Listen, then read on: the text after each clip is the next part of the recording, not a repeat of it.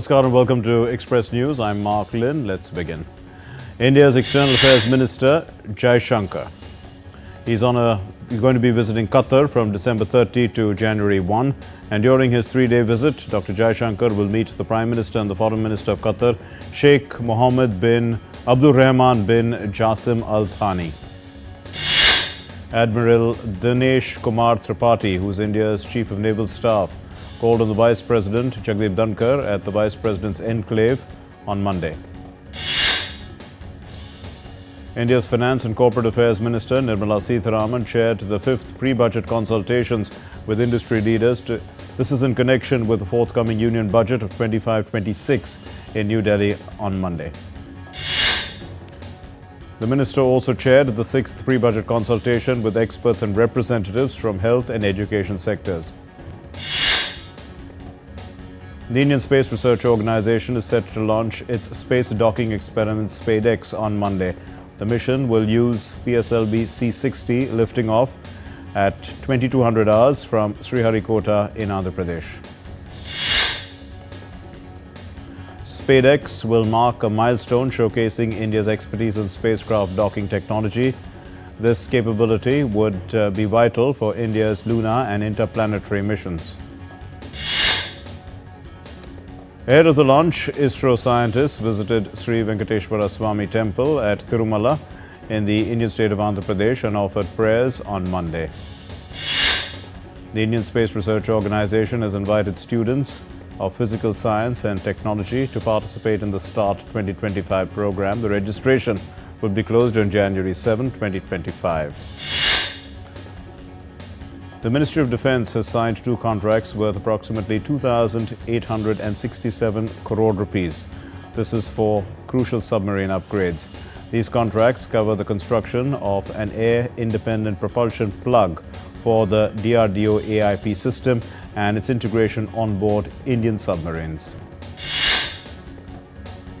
A few months away from becoming operational, India's Navi Mumbai International Airport on Sunday witnessed the landing of its first commercial flight Indigo A320 plane that received a water cannon welcome. The National Cadet Corps Republic Day Camp 2025 commenced at the Karyappa Parade Ground in Delhi on Monday. 114 cadets from Jammu and Kashmir and Ladakh, 178 cadets from the Northeast region participated. On December 30 in 1943, Netaji Subhash Chandra Bose hoisted the national flag of India for the first time at Port Blair. This was also the day when this island was declared the first Indian territory to be freed from British rule. In India's capital, Delhi, ahead of the New Year celebrations, the police have enhanced security measures. Special vehicles equipped with CCTV cameras and other facilities have been deployed for surveillance and patrolling. Rescue operations are underway in Rajasthan's Kiratpura village after a 3-year-old toddler had fallen into a bore well over a week ago. As per authorities, the team is getting closer to her. Bharat Interface for Money, BHIM, is a payment app that allows users to make quick, easy and simple transactions using Unified Payments Interface or UPI. The National Payments Corporation of India had developed BHIM and launched it on this day, 30th of December in 2016. The Sensex dropped 450.94 points or 0.57% to close at 78,248.13. The Nifty fell 168.50 points or 0.71%, settled at 23,644.90. The Indian rupee slipped to its weakest closing level. This is on record on Monday and pressured by the decline in offshore Chinese yuan as well as broad-based dollar bids amid a prevailing bearish bias on the local currency. Japanese shares closed on a 5-month high on Monday, capping a record-breaking year for the Nikkei 225 index. The Tokyo Stock Exchange held a ceremony to mark the end of trading in 2024, a year marked by a new market high for the Nikkei. Europe's Markets and Crypto Assets Act, that's MICA or MICA, will come into effect on Monday across the 27-member bloc. This is the world's first comprehensive crypto regulatory framework. It's aimed at regulating cryptos and enhancing market transparency. The MICA Act provides a framework for crypto asset markets to address concerns related to market abuse as well as investor protection and operational resilience. Oil prices edged down on Monday in then holiday trade ahead of the year end as traders awaited more Chinese and US economic data later this week to assess growth in the world's two largest oil consumers. Brent crude futures eased 8 cents to $74.09 a barrel, and the more active March contract was at $73.73 a barrel, down 6 cents.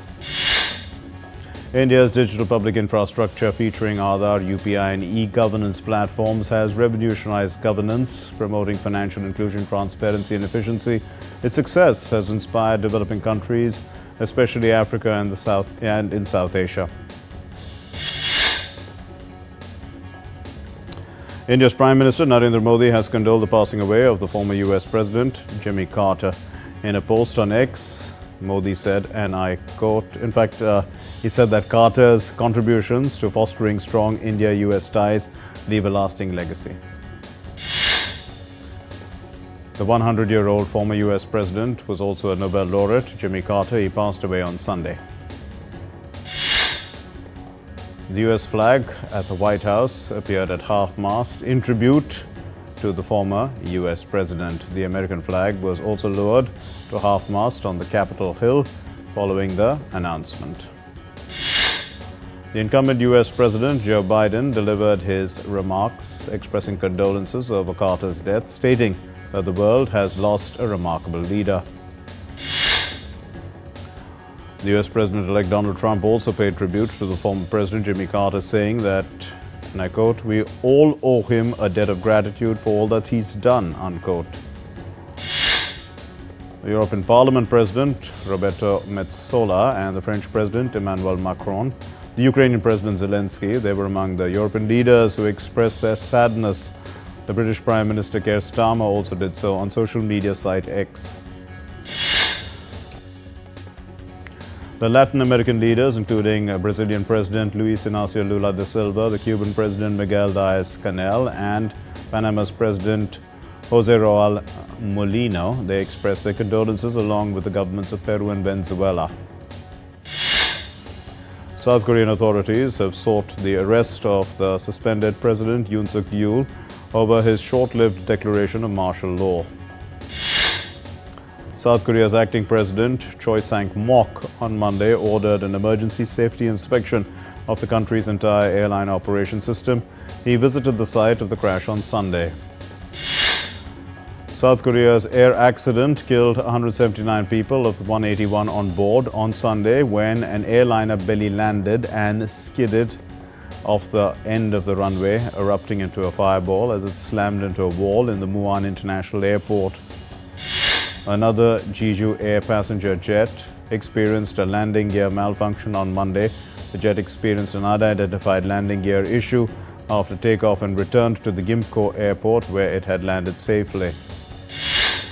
The US President Joe Biden said on Sunday that the United States is prepared to provide any necessary assistance to South Korea.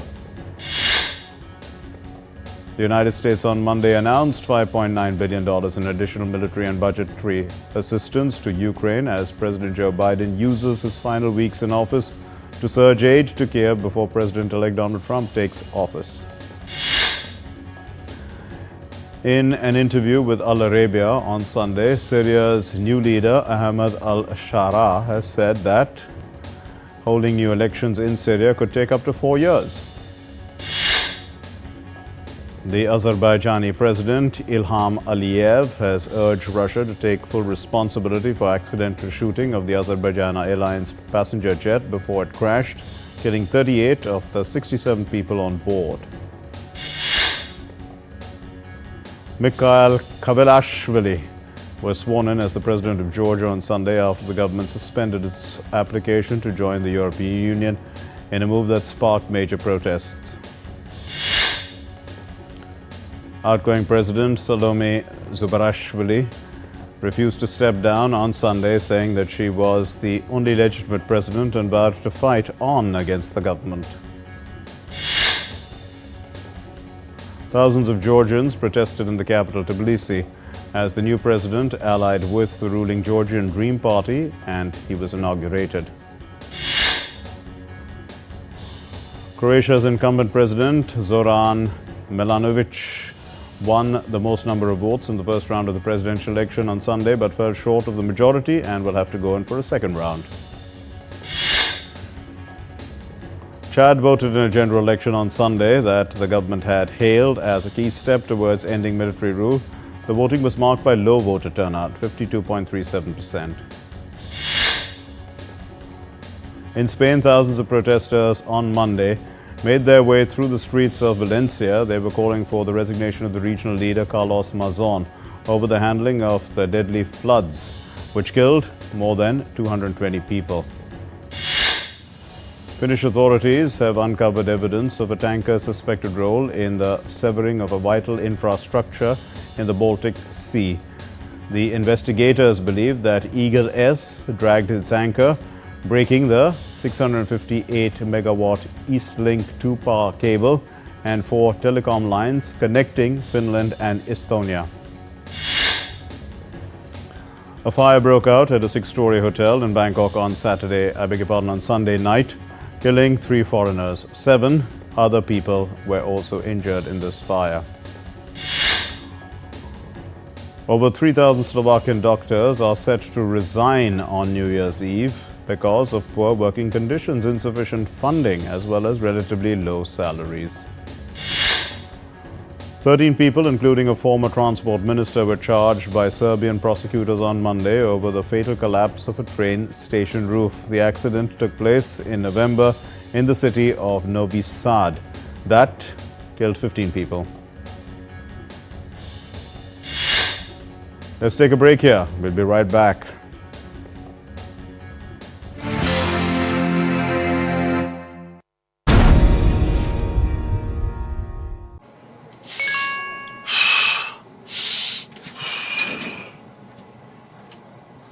Message आया है कि ये app download करके invest कर लो, रातों रात share के भाव डबल हो जाएंगे।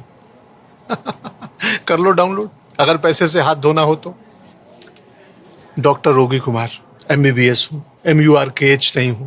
याद रहे, UPI कहता है अगर कोई आसान कमाई का लालच दे तो कहो मैं मूर्ख नहीं हूँ।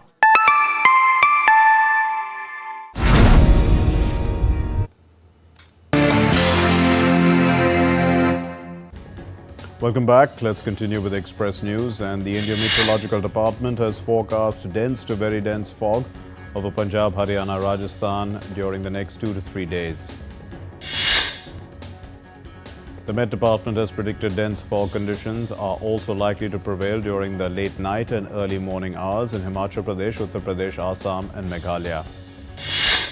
The IMD also forecasts light to scattered rainfall and snowfall over western Himalayan region from the 1st to the 4th of next month due to western disturbance. Jammu and Kashmir in India is in a grip of intense cold wave. Mercury has plummeted after incessant snowfall. At least 10 tornadoes touched down in the southeastern U.S. states of Texas, Louisiana, Mississippi, leaving at least 1 person dead near Houston, the National Weather Service has said. A severe tornado in Crockett in Texas brought down trees and power lines and ripped parts of the roof of a clinic located near a nursing home and creating hazardous conditions for drivers as well as residents. Strong winds and heavy rains battered the streets of Magee, which is in Mississippi, as tornadoes led by a strong storm system, they moved across the southeastern U.S. over the weekend. Peruvian government closed 91 ports after raging waves slammed the coast, the Navy reported. Although no fatalities have been reported, the closure of the ports, beaches have affected local economies. According to a report by the Peruvian Navy, the swells in the coastal areas are expected to last till till Wednesday. As India's northern state of Himachal Pradesh has been reeling under heavy snowfall, tourists are enjoying a Manali-Solang Valley. Rath Khada Mela, it has begun in Jammu and Kashmir's Samba region. It marks the Hindu Lord Surya, or the sun god's journey towards Uttarayan, or the north. The Rath Khada Mela is also called Kambal Mela and Pahadi Mela because the hilly people throughout the year, they make warm clothes and blankets with their own hands. Then they come to this fair and sell them there. Around 12,000 dancers perform Bharatanatyam in the southern Indian state of Kerala in Kochi, and they registered their names in the Guinness Book of World Records. Well, apart from those from Kerala, dancers from various foreign countries as well, some from the Gulf countries, also the US and the UK and Australia, Canada, they participated in this event, a record-breaking event. Ahead of the famed ball drop on New Year's Eve in New York, crowds gathered to watch the practice confetti drop in New York City's Times Square. The 3,000 pounds of confetti ball, which is released on the New Year's Eve, will in fact include thousands of wishes from individuals who have submitted them on actual confetti at the New Year's Eve wishing wall in Times Square and also via the virtual wishing wall. The Spanish festival, where revelers they battle with eggs and flour, takes place every year to mark the Day of Holy Innocents. During this festival, participants dress in mock military garb and stage a mock coup by throwing flour and eggs at each other, essentially creating a flour battle throughout the town. Every Friday, folk musician Enis Salman performs the Svadalenka, which is an ancient form of love song from Bosnia, and it's included in the UNESCO's National Inventory of Intangible Cultural Heritage. Sevdalinka is often referred to as the Balkan Blues. It's a melancholic urban love song dating back to the 16th century. Worshippers gathered in Rio de Janeiro's iconic Copacabana beach. They are honoring the Afro-Brazilian sea goddess Iemanjá ahead of the new year. Now, part of the annual tradition is to celebrate the goddess, and the followers of the Umbanda religion dress in white. They sing and dance around the statue of Iemanjá. The 14th Bird Nest Happy Ice and Snow Season was unveiled in the National Stadium in Beijing. It's going to run till mid-February. This year's Ice and Snow Season features over 10 amusement activities, including classic attractions such as the Snow Circle Plaza, which spans 2,200 square meters. Celebrations were held for a giant panda cub who has turned 6 months at a zoo in southwest China's Chongqing municipality. India is set to host the World Audio-Visual Entertainment Summit, or WAVES, for the first time in 2025. The event will provide a great opportunity to showcase the nation's creative talent to the world. The event is scheduled for the 5th to the 9th of February 2025 in New Delhi. The renowned filmmaker Rohit Shetty is set to produce a biopic on the life of the former Commissioner of Mumbai Police, Rakesh Maria. It's going to be played by John Abraham in the lead role. The movie's production will begin in the summer of 2025. The actor Manoj Vajpayee has wrapped up filming of the 3rd season of the popular espionage drama The Family Man. He will be reprising the Family Man spy protagonist Srikanth Tiwari. Featuring Hrithik Roshan in the titular role, the much-anticipated superhero film Krish 4 is all set to go on the floors around summer of 2025. Charles Dolan, a media pioneer and the man behind the creation of the cable TV giant HBO, or home box office, passed away at the age of 98. The veteran actress Olivia Hussey, best known for her role in the 1968 adaptation of Romeo and Juliet, passed away at the age of 73. Warner Brothers Studio has made an announcement. The Hollywood star Tom Cruise's upcoming film with the Oscar-winning director Alejandro Gonzalez will open in the American theaters on October 2nd in 2026. Walter Sales' I'm Still Here has become a global sensation as it has collected $11.1 million. The film is set in Rio de Janeiro in the 1970s, in 1970 in fact, depicting a period of military dictatorship in Brazil. Matt Reeves' The Batman sequel has been pushed back by a year, October 1, 2027 now. Starring Robert Pattinson as Batman, the film shooting is going to start next year in 2025. Marvel Studios has officially released the trailer for its highly anticipated animated series, Your Neighborhood Spider-Man. It's set to premiere on Disney Plus, January 29, 2024.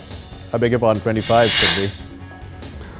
The Indian pacer Jasprit Bumrah has been nominated for the Men's Test Cricketer of the Year award. The International Cricket Council announced on Monday that Bumrah, along with Joe Root, Harry Brook and Kaminda Mendes, are in contention for the prestigious award. Australia beat India by 184 runs in the fourth test of the Melbourne Cricket Ground at the Melbourne Cricket Ground. They've taken a 2-1 lead now in the 5-test series. India's 13-year-long unbeaten run in the Boxing Day Test in Australia has ended. The home side clinched victory. Yashasvi Jaiswal top scored for India with 84 runs. He added 88 runs with Rishabh Pant for the fourth wicket. Pat Cummins was named the player of the match for taking 6 wickets in the match. He also scored some 90 runs against India. The fourth test against India has become the best attended test in Australia's history. Over 350,700 spectators participated in this. They flocked to the stadium over the 5 days. The top-ranked chess player in the world, Magnus Carlsen, who's also the defending champion in the World Blitz Championship, is going to play in the World Blitz Championship on Monday. This is after FIDE agreed to relax the rules for dress code. India's chess player Koneru Hampu has hopes to clinch the World Blitz Championship for women, which commences on Tuesday in New York. The Indian women's football team defeated Maldives by 14-0 scoreline in Bengaluru. The Italian club AC Milan has sacked their coach, Paolo Fonseca, for 6 months, after 6 months in the job following an inconsistent run of form. The defending champion Grigor Dimitrov has eased into the second round of the Brisbane International Tennis Tournament. He had a hard-fought win against Yannick Hanfmann. Novak Djokovic and Nick Kyrgios, they debut as a doubles team, and they secured a win over Alexander Eller and Andreas Miles at the Brisbane International. Cathy Bolter and Charles Broome guided Britain to a 2-1 win over Argentina, winning their mixed doubles rubber in Sydney. The former Wimbledon champion, Elena Rybakina, leads Kazakhstan into the quarterfinals of the United Cup mixed team tournament with a win over Greece in Perth. That's all we have in Express News. Thank you for watching. Namaskar.